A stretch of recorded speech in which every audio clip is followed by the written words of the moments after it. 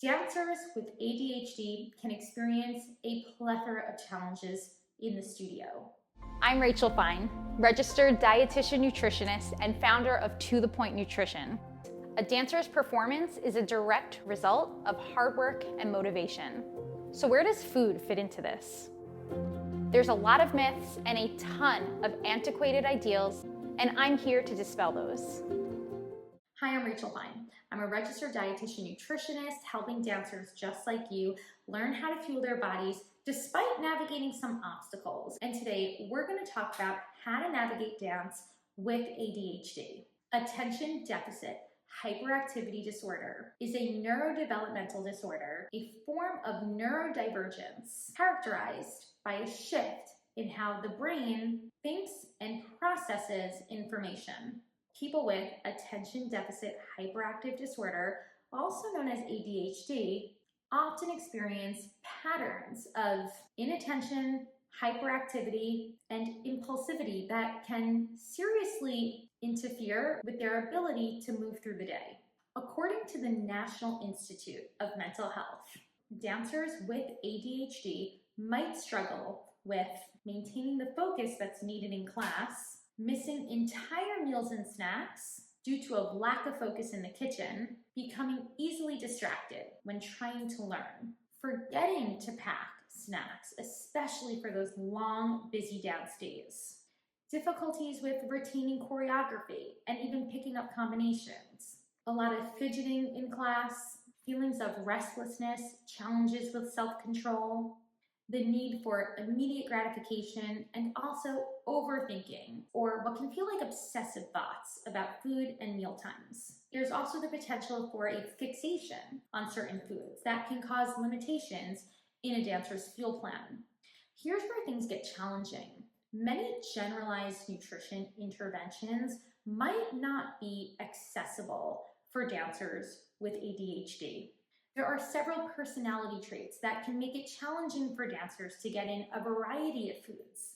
It can also be challenging to plan ahead and meal prep.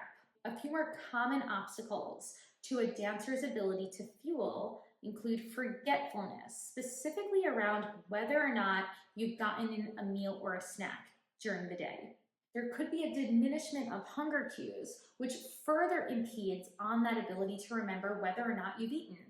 Even dancers without ADHD experience a diminishment of hunger cues. This is a product of a busy and very active schedule. So when we're coupling this phenomenon with the challenges of remembering to eat, we can see why dancers with ADHD might experience missed opportunities to refuel. And while inattentiveness is known to be a classic trait of ADHD, hyperfixation is also a common presentation. Hyperfixation involves spending an intense amount of time on one particular activity. And according to the Attention Deficit Disorder Association, hyperfixation can cause a feeling where you become oblivious to the passing of time. It can be hard to come back to reality. And in this instance, that hyperfixation can cause dancers with ADHD to forget to eat and further exacerbate those feelings of appetite dysregulation. Hyperfixation can also present with a prolonged preoccupation on specific foods, specifically with foods that feel comfortable and familiar.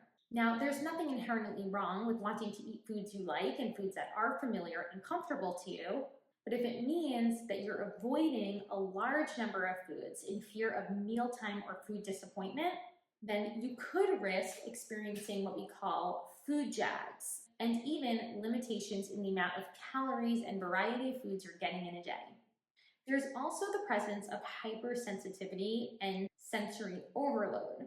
Hypersensitivity can further drive experiences of picky eating for dancers with ADHD.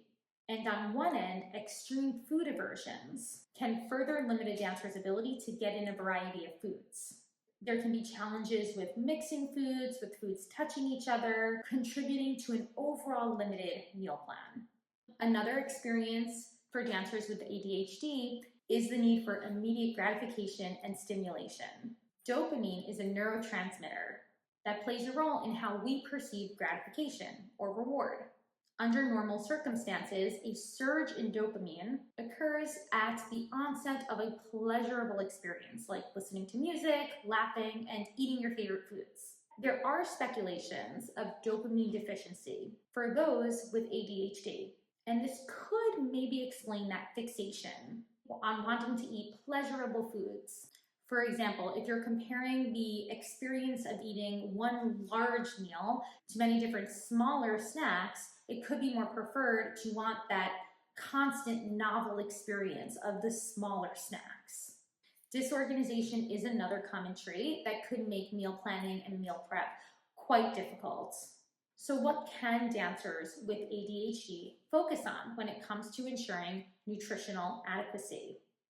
Dancers at baseline are navigating an industry that unfortunately is very prone to disordered eating. Dancers with ADHD, for all the reasons I explained earlier, could be at an even increased risk at experiencing disordered eating or nutritional inadequacies.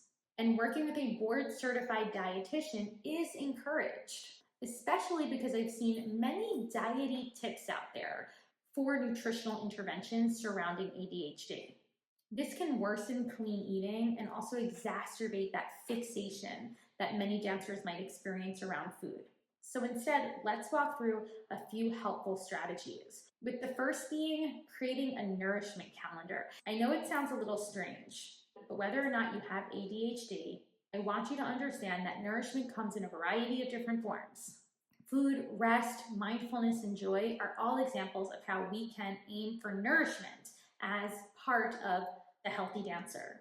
Needs for basic nourishment, though, can be challenging, especially when forgetfulness and hyperfixation into certain activities comes into the mix. Forgetting to eat, becoming overly fixated on a task, or feeling overwhelmed in the kitchen, these are just some examples of those challenges. Not just that, planning too far ahead can further that overwhelm, and relying on memory just might not be enough. A nourishment calendar can go right into your phone, with helpful reminders and alerts added. You might want to put in reminders for various snack times throughout your day, times to rest, times to take a break. Remember, proactive fueling. That means honoring practical hunger. In other words, honoring a flexible eating routine that you might have to set forth externally instead of relying heavily on those internal appetite cues, which can easily be forgotten. Another helpful tip here is to reinvent your eating environment. For neurotypical dancers, mindful eating behaviors is a helpful practice that involves slowing down while we eat so that we can savor the experience, the aromas, the textures, the flavors of our food, while for the most part trying to avoid distraction. But for those with forms of neurodivergence, like ADHD, mindful eating, it's not always an accessible option, and that's okay. For some, extra stimulation at meals may help in supporting interoceptive awareness, or how your tummy is feeling while eating. In other words, to help you to identify feelings of fullness, exploration, and self-discovery. These are going to be fundamental for determining what works best for you. You might need to journal while you're eating to start to explore feelings of interoceptive awareness. At what point during your meal are you starting to feel full? Defining a comfortable level of fullness, this can take time, and often with the dancers I work with one-on-one, we're utilizing something like a fullness scale in helping to identify that. There could be the benefit of also taking some planned breaks while you're eating to further assess how you're feeling at those meals. Building a journaling practice can be super helpful here. Food variety is another tip I want to bring up, because an over-reliance on familiar foods can exacerbate picky eating. While choosing these familiar foods often help to offer comfort, stimulation, and even ease from mealtime overwhelm, we want to think about how we can still access a spectrum of nutrients by slowly incorporating variety. This might mean starting slow, adding only one new food to a plate of already familiar foods. Maybe you're starting by serving a now familiar food in a different way. You can try a new version of a familiar, comfortable food. For example, if you love potato chips, maybe try oven roasted potatoes. Eventually, you could try oven roasted sweet potatoes and work yourself towards a baked sweet potato one day. The progression can totally be gradual. And through this, we can also start to rely on nutrition without obsession. Those are those fundamentals of nutrition, but without letting them overwhelm you. Dancers with or without ADHD can utilize this step in learning how different foods allow them to feel energized and satiated through the day. Maintaining a regular eating schedule, meals and snacks every 2 to 4 hours that are balanced among the macronutrients. These are all just examples of considerations that you can have when building your dancer fuel plan. We can also focus on some protein and carbohydrate-rich snacks. Yogurt paired with granola and some chopped nuts provides you with those complex, fibrous carbohydrates to sustain energy until your next meal.